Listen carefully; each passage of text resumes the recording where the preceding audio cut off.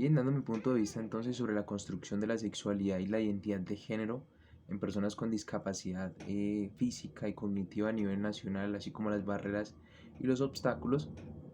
se debe tener en cuenta que pues este es un tema bastante complejo y que no se toca con regularidad en casi ningún lado y eh, pues como tal se habla de que estas personas con discapacidad principalmente físico-motora suelen verse como personas asexuales, derivado de esa construcción social que se da, eh, que es que muy estereotipada, derivado de que pues estas personas se ven como personas débiles, estas personas se ven muchas veces con lástima por la misma sociedad, y esto pues derivado de que supuestamente ellos deben centrarse o debe priorizarse en estas personas otras atenciones diferentes a la parte de la sexualidad. Em, Aún así, no se pierde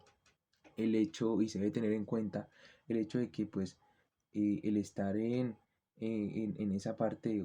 con esa limitación funcional no le quita los derechos que tienen como personas y las mismas necesidades que tienen eh, con las demás personas y que son las mismas principalmente. Entonces también se habla de que y lo hablaba en el texto propuesto en la clase sobre sexualidad y discapacidad, enfrentando los estereotipos desde el documental audiovisual con esta historia o este documental que se implantó desde la señora Karen, de que esos estereotipos, esa construcción social que se da sobre estas personas con limitaciones fisicomotoras, también se ve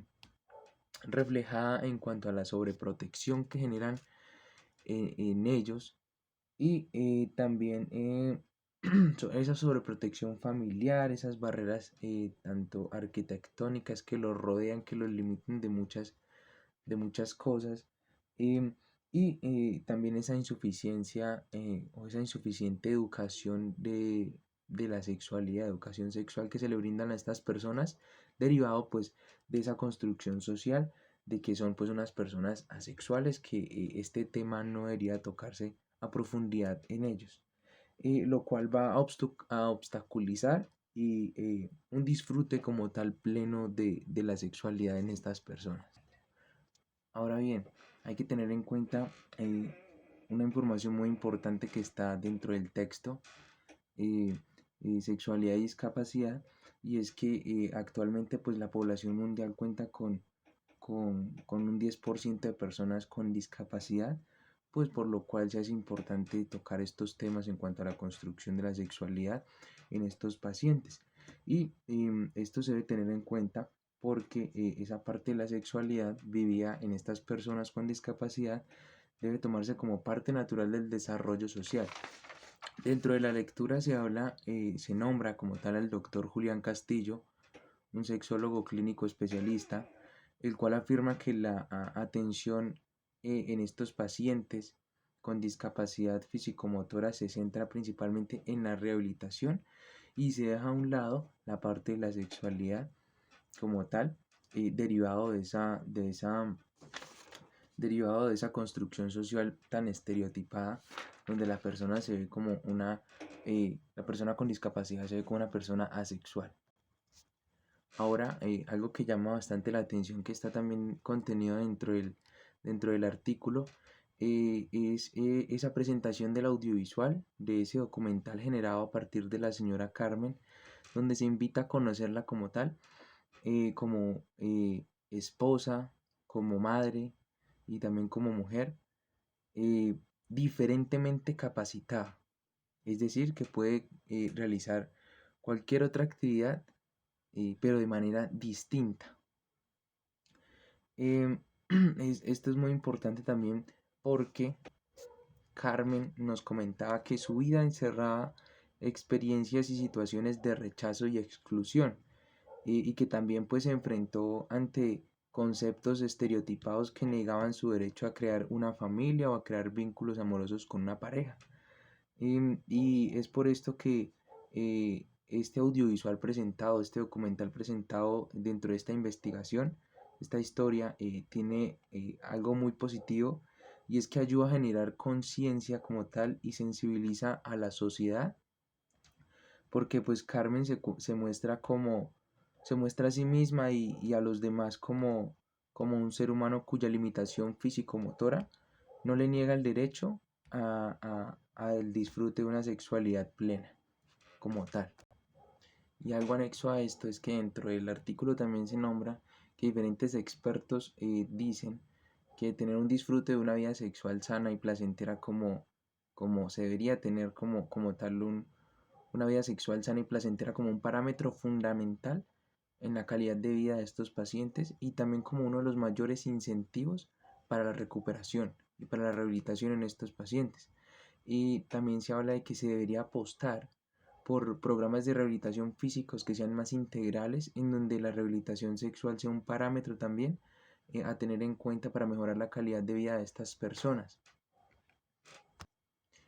Y es por eso que desde mi punto de vista la sexualidad en la discapacidad debe ser gratificante, en donde se garantice el derecho a una vida con calidad, independientemente de la limitación física, motora que tenga la persona, y como lo dice en el documento, eh, tener la sexualidad vista como un componente inherente de la personalidad humana.